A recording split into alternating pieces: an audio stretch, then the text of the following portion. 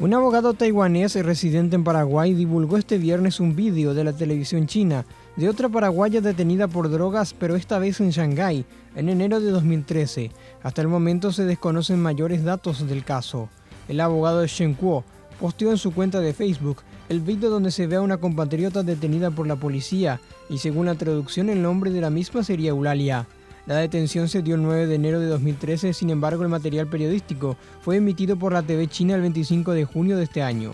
El informe periodístico señala que la mujer cayó con 3 kilos 3 gramos de droga y solo menciona el nombre de Eulalia. Por su parte, Amnistía Internacional ya se encuentra realizando los trámites correspondientes para interiorizarse y acceder a datos de la compatriota, ya que no se sabe si cuenta o no con una condena, como en el caso de Rosalía Amarilla. La Cancillería Nacional asegura que volverán a solicitar datos de la misma, ya que hasta el momento no tienen respuesta del mencionado país.